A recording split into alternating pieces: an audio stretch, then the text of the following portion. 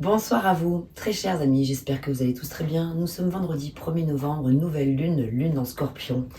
J'avais à cœur ce soir de vous préparer cette petite vidéo, de vous réaliser cette petite vidéo, un peu atypique, un peu différente des autres. Aujourd'hui, nous sommes le vendredi, c'est le jour de l'amour. Le vendredi, c'est le jour où c'est un bon jour pour formuler des demandes d'attraction, d'amour et de confiance en soi. Donc voilà, je vais essayer d'utiliser, je dis bien essayer de ne pas utiliser trop de cartes, j'en ai beaucoup, à chaque fois je suis très tentée. Mais mon idée là, c'est de faire des formats un peu courts. Voilà, hein, là je viens de sortir toutes les vidéos pour le mois de novembre pour chacun de vos signes, vous verrez. Et là, je vais essayer de faire une vidéo un peu plus courte. Alors, puisque l'honneur est au scorpion, je vais commencer par les scorpions. Donc après, je tirerai au sort. Donc, l'idée ici, là, ce soir, ça va être un message en 3 cartes.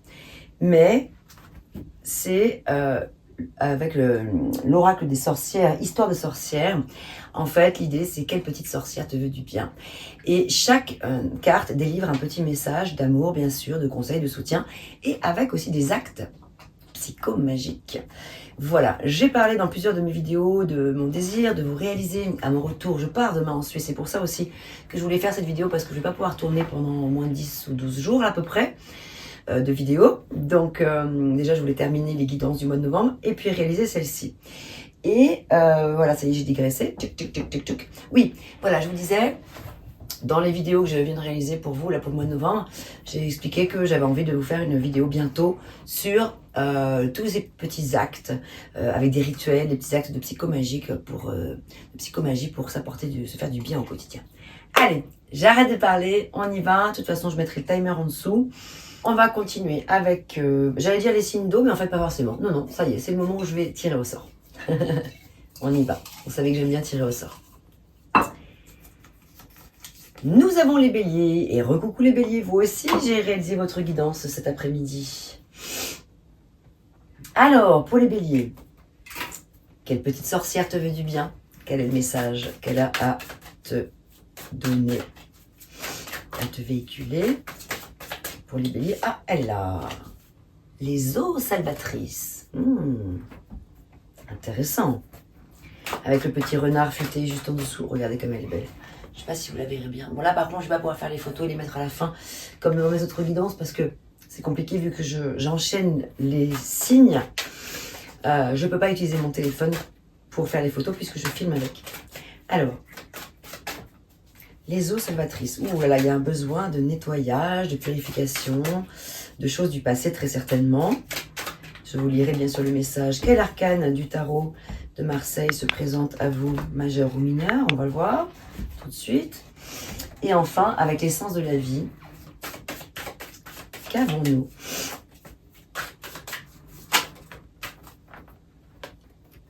Ah, nous avons 2 cartes. Nous avons ici la protection. Vous êtes protégé et appuyé dans vos changements professionnels. On nous parle également de laisser aller. Sortez de cette situation au lieu d'essayer de la résoudre. Et pour ce faire, je vais vous lire justement le message de la petite sorcière avec ses actes de psychomagie et de divination pour pouvoir peut-être vous aider à vous sortir, peut-être à laisser derrière vous une situation que vous avez peut-être du mal à résoudre. Donc c'est peut-être l'occasion de pratiquer un petit rituel pour pouvoir transcender cette chose-là. Je vais vous lire le message. Je regarde quand même d'avant la carte qui suit, le 6 de bâton, très très belle carte avec le mystique tarot ici. 6 de bâton qui nous parle quand même de victoire et de reconnaissance. Vous avez eu un très beau tirage tout à l'heure les béliers. Hein. Oh là là, il était magnifique. Hein. Décidément, ça se poursuit. On dirait que c'est la continuité de votre message de tout à l'heure. Alors, on y va avec la lecture du message de la petite sorcière qui nous parle d'eau salvatrice. Donc, on nous parle quand même de purification, de nettoyage énergétique. Peut-être, on va voir ce que ça vous dit. Allez, les eaux salvatrices, c'est parti. L'eau a toujours été associée à la guérison. On trouve des sources, des bassins et des puits sacrés partout dans le monde. De nombreuses traditions invitent au pèlerinage vers des eaux salvatrices, souvent au moment du solstice d'été. Mais l'eau peut s'utiliser pour un travail de guérison tout au long de l'année, quitte à créer son propre lieu sacré. Astuce, si tu disposes d'une baignoire, tu as bien de la chance. Le sel est souvent associé à l'eau pour un rituel magique de guérison. Alors si tu ne disposes d'aucune étendue d'eau, tu trouveras toujours un moyen de profiter de ses pouvoirs salvateurs. Tu peux par exemple sortir te promener sous la pluie, nous sommes des sorcières. L'improvisation est dans nos cordes. Alors l'action à mener, proposée par la petite sorcière, prends un bain salvateur ou une douche si tu n'as pas de baignoire. Sur fond de musique apaisante, ajoute du sel de mer dans l'eau ou utilise un gommage au gros sel si tu es sous la douche. Entre en communion avec l'élément eau pendant ton bain et visualise la maladie, la douleur, la tristesse s'en allant par le trou d'évacuation. Laisse l'eau te laver de tes soucis comme la pluie chasse la poussière de ta voiture. Sors de la baignoire ou de la douche avec un sentiment de renouveau, une impression de guérison et de reconnexion au pouvoir de l'eau. Et c'est pas tout. Divination. Cette carte te rappelle l'importance d'entrer en phase avec l'eau de la plus puissante des façons.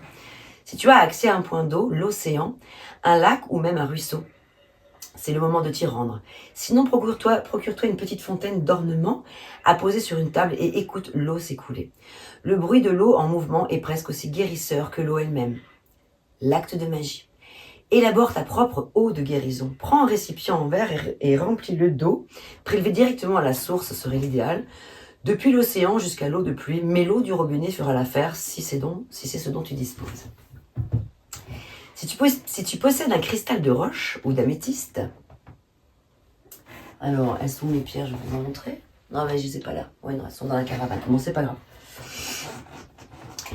Si tu possèdes non, pas là non plus. un cristal de roche ou d'améthyste ou toute autre pierre associée à la guérison, place-le dans le récipient. Tu peux ajouter un brin de romarin si tu veux. Puis, laisse le récipient dehors au clair de lune pendant 1 à 3 nuits. Si tu ne peux pas le laisser dehors, choisis un coin près d'une fenêtre où il sera baigné de la lueur nocturne. Une nuit de pleine lune serait idéale, mais si tu ne peux pas attendre, fais-le au plus tôt. Tu peux ensuite utiliser cette eau pour ton bain. T'enjoindre lors d'un rituel de guérison ou simplement l'utiliser pour te laver les mains et le visage.